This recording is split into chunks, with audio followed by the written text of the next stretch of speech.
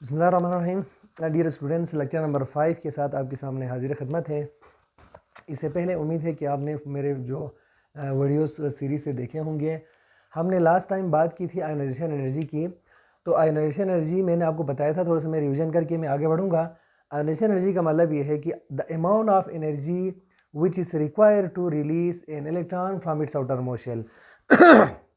किसी भी एटम की जो आखिरी शेल में मौजूद इलेक्ट्रॉन को रिमूव करने के लिए जो एनर्जी रिक्वायर होती है, उस एनर्जी को हम कहेंगे आयोनाइजेशन एनर्जी। और आयोनाइजेशन एनर्जी की ट्रेंड्स भी मैंने आपको बता दिया था कि आयोनाइजेशन एनर्जी पीरियडिक टेबल में, हम चूंकि थर्ड पीरियड की बात कर रहे हैं, तो थर्ड पीरियड में आयोनाइजेशन एनर्जी जो है कि वो इंक्रीज होगी। यानी फर्स्ट ग्रुप में मौजूद जो एलिमेंट की आयोनाइजेशन एनर्जी सबसे कम है, फिर जैसे जैसे आप राइट साइड की तरफ जाएंगे आयोनाइजेशन एनर्जी इंक्रीज होते जाएंगे। इसका रीज़न क्या बताया था मैंने आपको? इसका रीज़न बताया था क्योंकि due to decrease in the atomic size, atom का साइज छोटा होगा तो इसलिए आयोनाइजेशन एनर्जी बड़ा होगा। क्यों? इसलिए क्योंकि जैसे जैसे एटम की जो साइज छोटे होते जाएंगे, न्यूक्लियस का इन इलेक्ट्रॉन के दरमियान फोर्स ऑफ अट्रैक्शन जो है वो ज़्यादा होते जाएंगे। जब फोर्स ऑफ अट्रैक्शन ज़्यादा होगी तो उन इलेक्ट्रॉन को निकालना हमारे लिए उतना ही मुश्किल होगा। अब हम आ जाएंगे जनाब हमारे पास जो लेक्चर नंबर 5 की तरफ, जिसको हम कहेंगे इलेक्ट्रॉन एफिनिटी। तो इलेक्ट्रॉन एफिनिटी क्या है ये आप ज़रा समझेंगे। पहली बात, इलेक्ट्रॉन एफिनिटी जो है वो आयोनाइजेशन एनर्जी की बिल्कुल उल्टा है, अपोजिट। जैसे मैं कहूँ आपसे, यू हैव एन एटम, आपके पास एक एटम है और इस एटम के पास कई शेल है। और अगर आयोनाइजेशन एनर्जी के बारे में आपने क्या पढ़ा था? आपने ये पढ़ा था किसी भी एटम के आखिरी शेल में मौजूद जो इलेक्ट्रॉन है, इसको रिमूव करने के लिए हमें जो एनर्जी रिक्वायर होगी, उस एनर्जी को आपने कहा था आयोनाइजेशन एनर्जी। लेकिन यहाँ पे क्या है? Let suppose we have an electron in the last shell. जैसे ये इलेक्ट्रॉन है यहाँ पर, तो अगर आप इस एटम के अंदर एक और इलेक्ट्रॉन ऐड करना चाहें, ठीक है, बाहर से एक इलेक्ट्रॉन ऐड करना चाहेंगे, तो फिर उस दौरान जो है वो एनर्जी रिलीज होगी, रिक्वायर नहीं होगी। तो उस एनर्जी को हम कहेंगे इलेक्ट्रॉन एफिनिटी।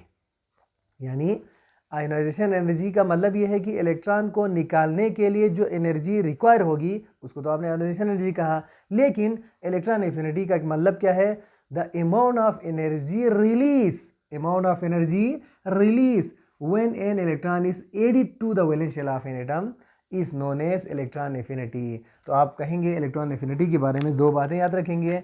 ये है amount of energy release, energy release होगी कब? जब आप कोई इलेक्ट्रॉन जो है कि वो आखिरी शेल में ऐड करेंगे। इलेक्ट्रॉन क्या करेंगे? आखिरी शेल में add it, valence shell,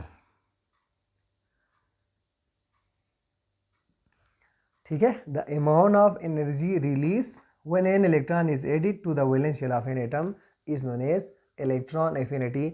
electron affinity की अगर हम ट्रेंड्स की बात कर लें, तो ये जो ट्रेंड होगा, ट्रेंड का मतलब जैसे मैंने आपको पहले कहा था पिछला लेक्चर के अंदर पूरी तफसील से, ट्रेंड का मतलब चेंजेस को कहते हैं। चेंजेस का मतलब टॉप टू बॉटम क्या होगा और लेफ्ट टू राइट क्या होगा, इट इज हम कहते हैं कि tense.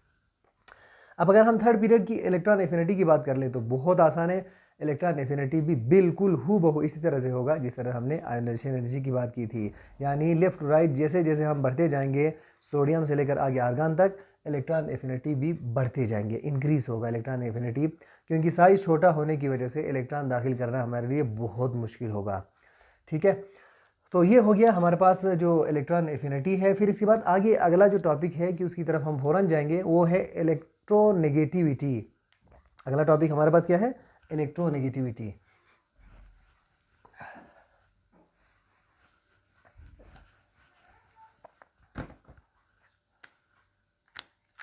Electronegativity,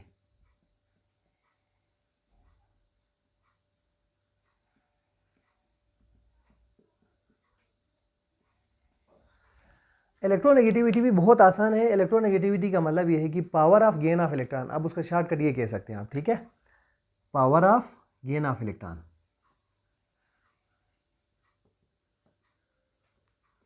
power of gain of electron is called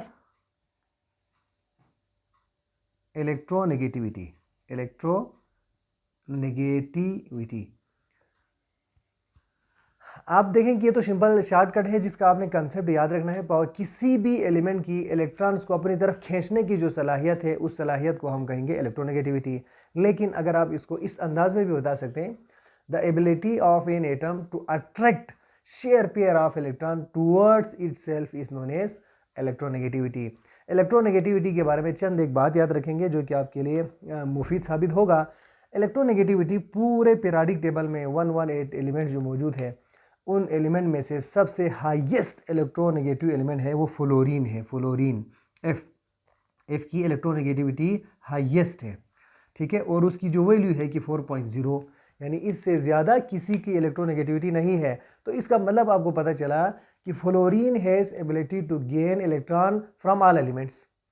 her element से फ्लोरीन के अंदर ये सलाहियत मौजूद है कि इलेक्ट्रॉन छीन ले, लेकिन बाकी एलिमेंट्स के अंदर ये सलाहियत नहीं होगा कि फ्लोरीन से इलेक्ट्रॉन छीन ले, क्योंकि फ्लोरीन की इलेक्ट्रोनेगेटिविटी सबसे हाई है। इसका मतलब ये है कि अगर आप ये जो फ्लोरीन है इस फ्लोरीन का आप रिएक्शन करना चाहेंगे NaCl के साथ, तो NaCl में जो क्लोरीन की इलेक्ट्रोनेगेटिविटी कम है, फ्लोरीन की ज़्यादा है, तो ये इस क्लोरीन को रिप्लेस कर सकते हैं। तो फिर इसका क्या प्रोडक्ट बनेगा, हम कहेंगे जनाब NaF बनेगा और Cl2 जो है उसकी ऑक्सीडेशन होगी। तो इसका मतलब ये है कि फ्लोरीन की ऑक्सीडाइजिंग पावर भी बहुत ज़्यादा है। ऑक्सीडाइजिंग पावर का मतलब क्या है, ऑक्सीडाइज करने की सलाहियत, यानी दूसरे से इलेक्ट्रॉन छीनने की सलाहियत। जब जैसे power of gain of electron आपने कहा है तो सबसे ज़्यादा फ्लोरीन की है, तो फ्लोरीन तमाम के तमाम एटम से अपने जो इलेक्ट्रॉन है कि वो ले सकते हैं जनाब, ठीक है। तो सबसे अब आप इसको ट्रेंड्स आपको याद रखना बहुत आसान होगा, क्योंकि फ्लोरीन का ताल्लुक है ग्रुप 7A से। फ्लोरीन का ताल्लुक किससे है, ग्रुप 7A से है, ग्रुप 7A से। तो अब देख लें आप ज़रा, अगर आप फर्स्ट ए के पास, अगर आप फर्स्ट ए में मौजूद हैं तो लेफ़्ट टू राइट हम जा रहे हूँ, तो ख़ुद ही आप मुझे बता दें कि ट्रेंड क्या होगा, क्योंकि हाईएस्ट तो फ्लोरीन की है तो ऑफ कोर्स इलेक्ट्रोनेगेटिविटी जो है वो लेफ़्ट टू राइट इंक्रीज होगा। इलेक्ट्रोनेगेटिविटी क्या होगा, लेफ़्ट टू राइट इंक्रीज्ड, क्योंकि हम फ्लोरीन की तरफ जा रहे हैं। और फिर इलेक्ट्रोनेगेटिविटी के ऊपर इफेक्ट होने वाली जो चीज़ है कि वो तो साइज़ भी है, क्योंकि फ्लोरीन की जो साइज़ है कि बेशुमार छोटा है, इसलिए ये ज़्यादा रिएक्टिव भी कहते हैं, यानी इलेक्ट्रोनेगेटिविटी ज़्यादा तो फिर ये ज़्यादा रिएक्टिव, ठीक है। जैसे जैसे हम किसी भी ग्रुप के जो नीचे आएंगे उसकी तो ज़रूरत नहीं है, क्योंकि we are discussing about the third period. आप वैसे याद रखिए, तो इलेक्ट्रोनेगेटिविटी विल बी डिक्रीज, यानी left to right electronegativity increase होगा और टॉप टू बॉटम जो है वो इलेक्ट्रोनेगेटिविटी डिक्रीज होंगे। तो यहाँ तक तो बात आपने समझ ली, हाईएस्ट इलेक्ट्रोनेगेटिविटी फ्लोरीन की है। तो सेकंड जो हाईएस्ट यानी इलेक्ट्रोनेगेटिविटी किस चीज़ की होगी, जो कि आपके लिए एक सवाल है जो कि आप मुझे बता देंगे। अगला जो वीडियो इंशाल्लाह मैं आपको अगला वीडियो लोड कर दूंगा इलेक्ट्रिकल कंडक्टिविटी की तरफ। फिर इसके बाद जो है कि वो हम केमिकल रिएक्शन की तरफ जाएंगे। केमिकल रिएक्शन दरअसल बहुत सारे स्टूडेंट्स ने कहा कि सर वो जो केमिकल रिएक्शन है वो तो बहुत मुश्किल है, समझ में आएगा नहीं।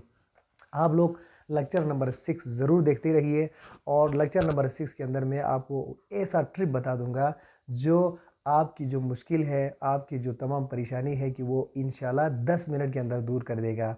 फ़िलहाल इतना ही, देखते रहिए और मेरी जो चैनल को सब्सक्राइब करते रहिए। अल्लाह हाफिज़, बाय बाय।